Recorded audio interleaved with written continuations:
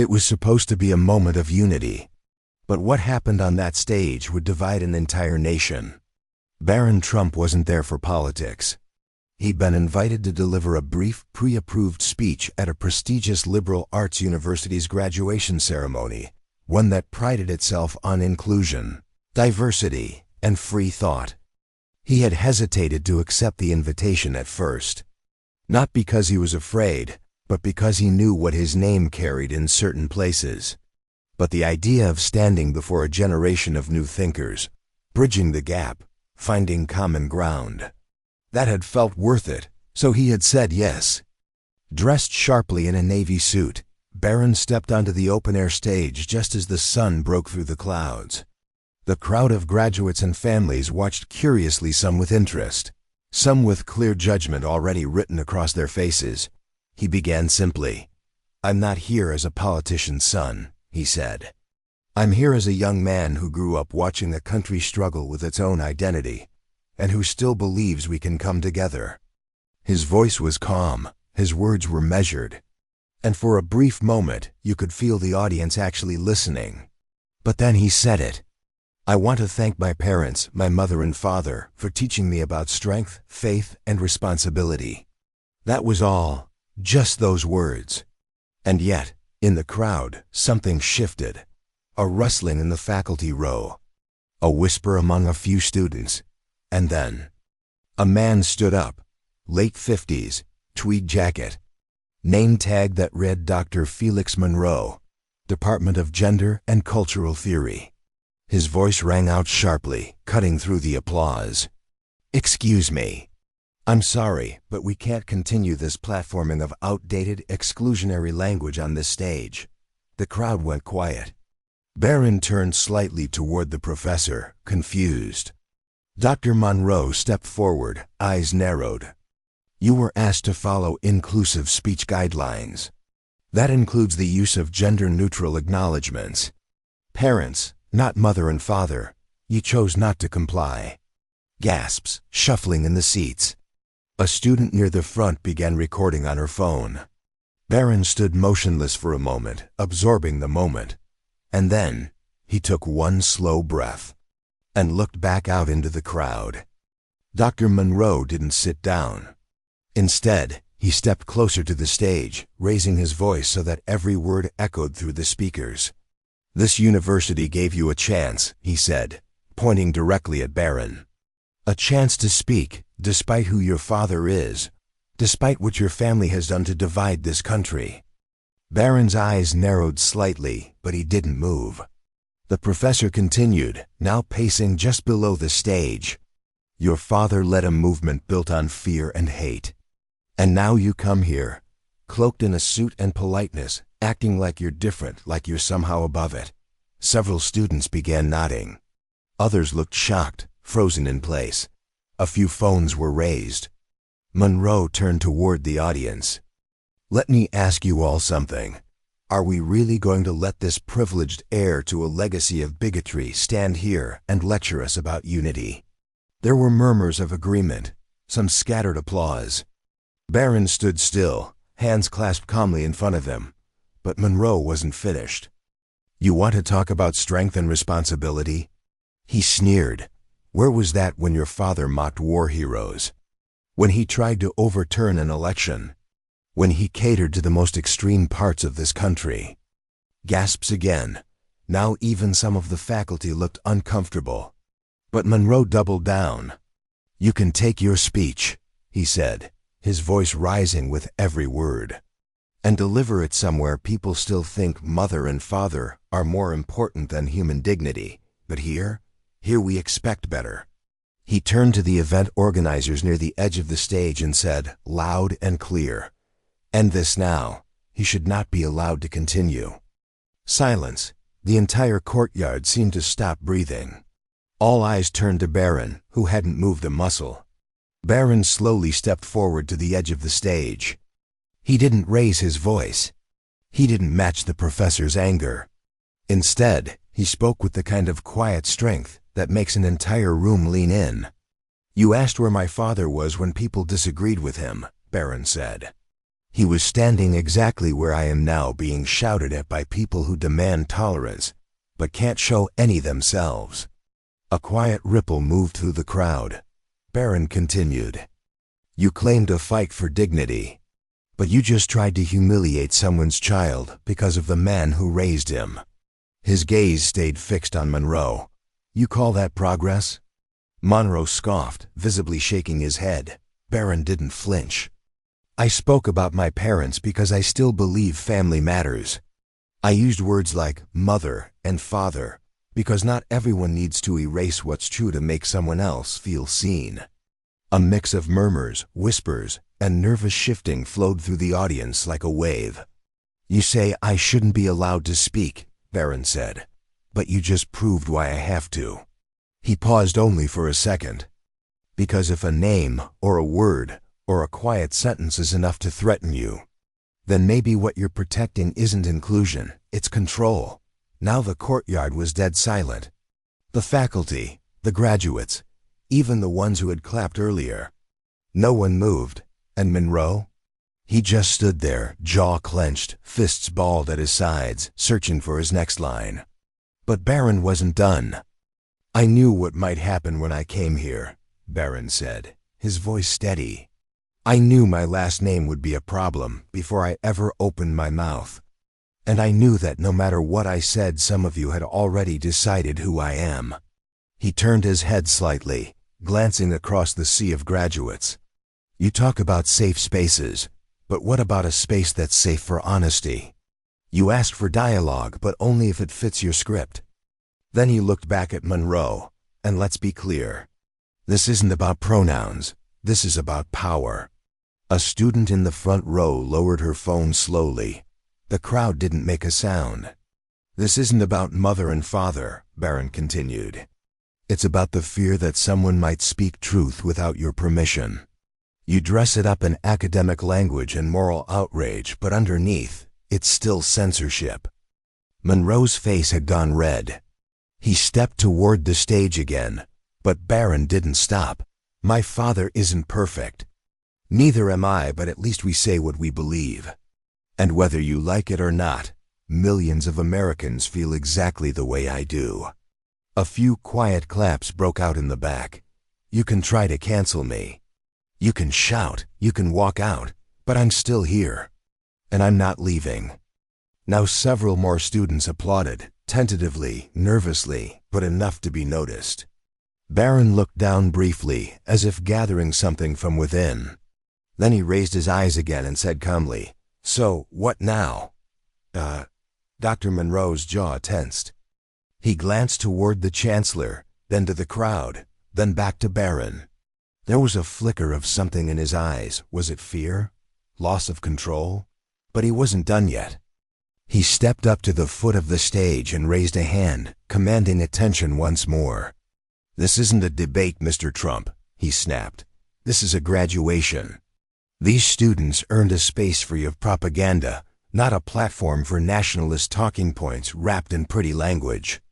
Barron tilted his head slightly, calm, unshaken.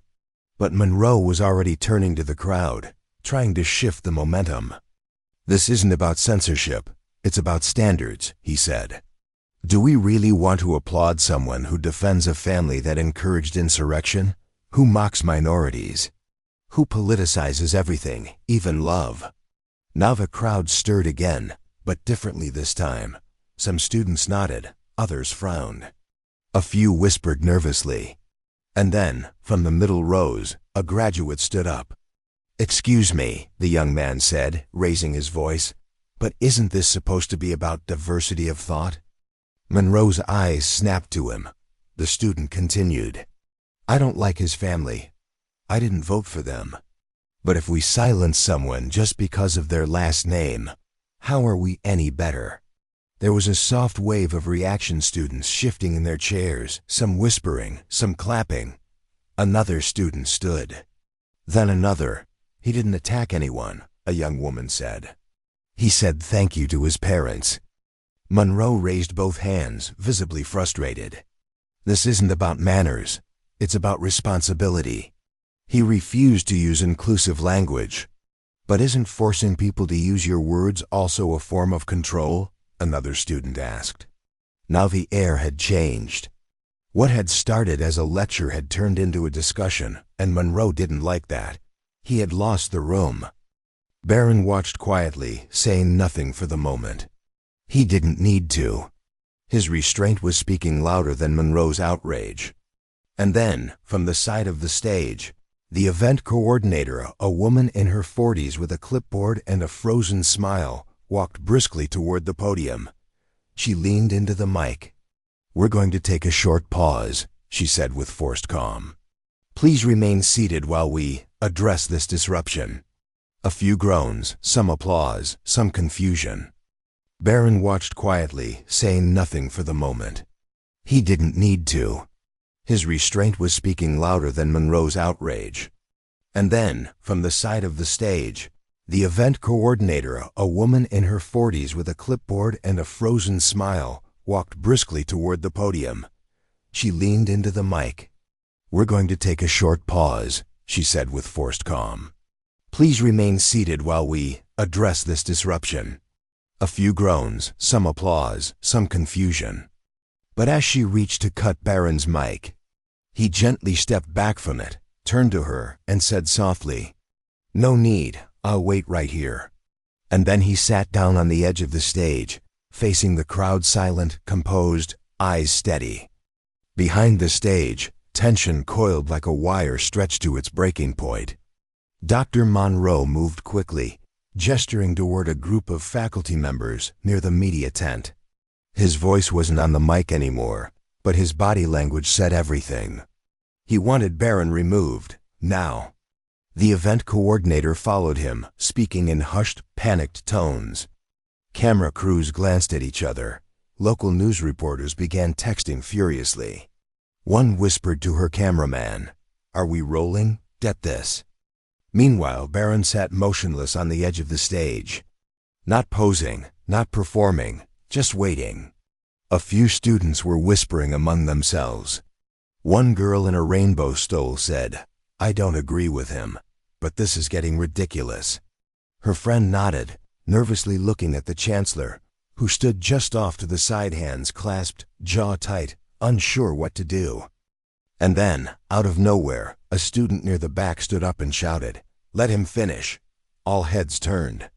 There was a pause, then another voice. He showed more respect than that professor ever did. Now the wave began, slow, uncertain, but building.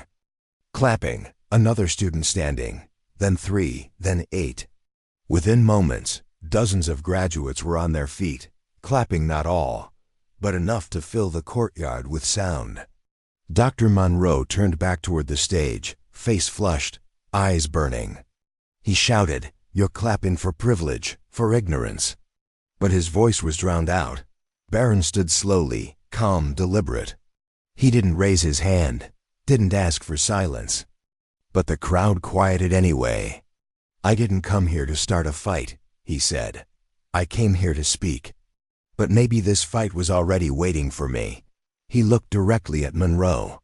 "And maybe that says more about you than it ever could about me." The chancellor stepped forward. For the first time since the speech began, he approached the microphone himself, stoic, carefully composed, but clearly under pressure. He adjusted his glasses slowly, eyes scanning the divided crowd. Faculty members stood in a loose group to his right, students to his left. The air was thick. He cleared his throat. "This university," he began, "has always been a place for discussion, dissent, and progress." He paused. "But it is also a place of guidelines, of values, of expectations." He turned slightly toward Barron. "It was agreed upon prior to this speech that inclusive language would be honored, that terms and acknowledgments would reflect the diversity of this graduating class." Barron nodded once calmly, not conceding, but acknowledging the setup. The chancellor continued, "Mr. Trump deviated from that language." Another pause. "And yet, he has also demonstrated composure, restraint, and an unwillingness to respond to personal attacks with more of the same." A wave of murmurs. Everyone leaned in just a little closer. "I don't believe silencing this speech now would reflect the values we claim to uphold," the Chancellor said at last. "But I also believe it is fair to give our audience the choice." He stepped aside, motioning toward the main platform. "If you do not wish to remain, you are free to quietly exit the venue." There was a long, heavy silence, and then a shuffle, a movement. Dr. Monroe snatched his briefcase from beneath his chair. He muttered something under his breath and stormed toward the edge of the courtyard. A few other faculty members followed, heads down, lips pursed, but most, they stayed. And as the crowd slowly resettled, Barron turned back toward the microphone, no anger in his face, no triumph. Just clarity. "I didn't ask anyone to listen," he said quietly. "But now that you've made your choice, I'll finish what I came here to say." Barron stepped back to the podium, no papers in his hand, no teleprompter, just his voice and 1,000 people listening for what he'd say next. "When I was invited here," he began, "I asked what the theme of this graduation was." He paused, letting the silence settle. "They told me it was about moving forward, about new beginnings, about becoming who we're meant to be." He looked out across the rows of black caps and gowns, the proud families behind them, the eyes locked on him from every angle. "And yet, I almost wasn't allowed to speak, because I used the words mother and father." Soft murmurs, people shifting in their seats. "I don't say those words to exclude anyone," he continued. "I say them because that's who raised me. That's what made me who I am." He looked to the crowd firm, not pleading. "If you're here today with 2 moms, 2 dads, 1 parent, no parents, I respect your story. But I won't erase mine to make it easier for someone else to hear." Now heads began to nod. Not all, but many. "We talk a lot about being seen, about being heard. But that only works when we allow everyone's story to matter, not just the ones that match the current trend." He took a slow breath. "I didn't come here to defend a last name. I came here to remind you that principle is not the same as popularity. And truth doesn't need permission to be spoken." A pause. "My father taught me that. My mother showed me how to live it." Now the courtyard was still. Even the birds above seemed quieter. "And if the price of speaking clearly," he said, "is being asked to leave a stage, then I'll pay it every time." And with that he stepped away from the mic, gave a small, respectful nod, and walked slowly to the front edge of the stage.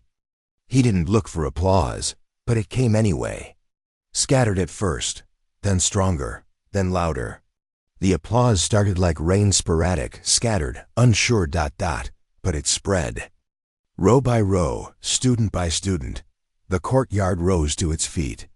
Some clapped out of respect, others out of defiance toward the system that tried to silence him. And some clapped because for the first time in a long while, they had heard something that felt real. Barron didn't raise his fist. He didn't wave. He simply gave one small nod, grateful, grounded, and stepped off the stage. Backstage, a student intern stood frozen with her headset still on. "Did that just happen?" she whispered. Another nodded. That was unreal. Not far away, Dr. Monroe stood with arms crossed, lips tight, surrounded by a small knot of faculty, still trying to decide whether to be angry or embarrassed. He glanced sideways at a camera crew from a local news outlet, one that had caught every word. The reporter leaned into her mic. In a stunning turn of events, Barron Trump finishes his speech after an attempted shutdown by faculty. Reaction across social media has already begun to explode. She turned to the camera. It's unclear what the administration's next move will be, if any. But one thing is certain. This graduation just made headlines. Nearby, a group of students gathered around Barron as he stepped down from the platform. One young man, tattoos on his forearm, rainbow pin on his cap, approached carefully. "I don't agree with you," he said, almost apologetically. "But that took guts. Respect." Barron nodded, no smugness in his face, just quiet appreciation. More students followed. Some to thank him, some to argue with him, but they spoke, not screamed. And that, in the chaos of modern politics, felt like a miracle. Barron made his way slowly down the steps of the stage. There was no security detail, no staff member rushing to escort him. Just students, some clearing a path, others reaching out hesitantly as he passed. A young woman in a red graduation stole touched his arm. "You reminded me of my grandfather," she said quietly. He didn't speak much either, but when he did, people listened. Barron nodded, offering only a simple, "Thank you." Behind him, the stage remained strangely empty. The microphone stood untouched, still echoing faint feedback into the warm air. A line of faculty watched in awkward silence, no one daring to step forward to recenter the ceremony. The event had already moved into territory they hadn't prepared for. And then Dr. Monroe climbed the stairs. He didn't return to his seat. Instead, he walked back to the mic. His face was tense, but behind the fury there was something else now. Uncertainty. He looked out across the courtyard, now full of standing students, many still clapping, many watching him with blank expressions. "I hope you all enjoyed your moment," he said, trying to muster control. "But let's be clear, one good speech doesn't change what that family stands for. Don't forget what they've done." The clapping began to fade. Monroe took that as a victory, but then a voice called out from the crowd. A student near the front, voice sharp. "Then why were you the only one shouting?" Laughter, not mocking but real. Relieving the tension, another voice followed. "And why did he sound more like a professor than you did?" Monroe gripped the podium tighter. "This isn't a joke," he snapped. And Barron, now halfway across the courtyard, turned one last time. He didn't shout. He simply said, clearly enough to carry, "No, it's not. That's why I showed up." The crowd froze. Even Monroe had no response. And then, without another word, Barron turned and walked toward the university gates. The weight of the moment behind him, but never on his shoulders. The heavy wooden gates of the university creaked slightly as Barron pushed them open. Outside, the afternoon sun had broken through the clouds. The sound of birds returned. A light breeze caught the edge of his jacket as he paused at the end of the stone path. He didn't smile. He didn't cry. He just stood there taking it in. Behind him, inside the courtyard, the ceremony continued awkwardly, trying to recover its rhythm. But for those who had witnessed what happened, the moment had already redefined the day. A voice came from behind. "Mr. Trump."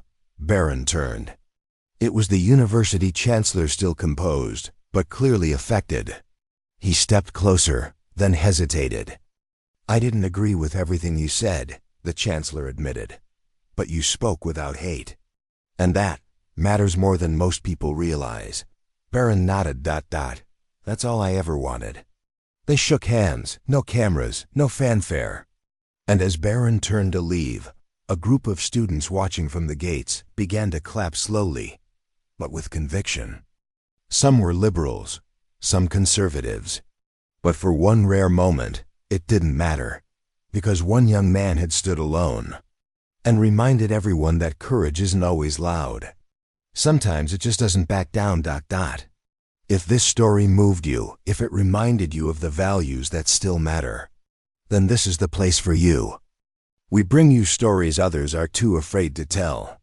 So if you're tired of the noise and you're looking for something real, subscribe now and join the fight to keep truth alive.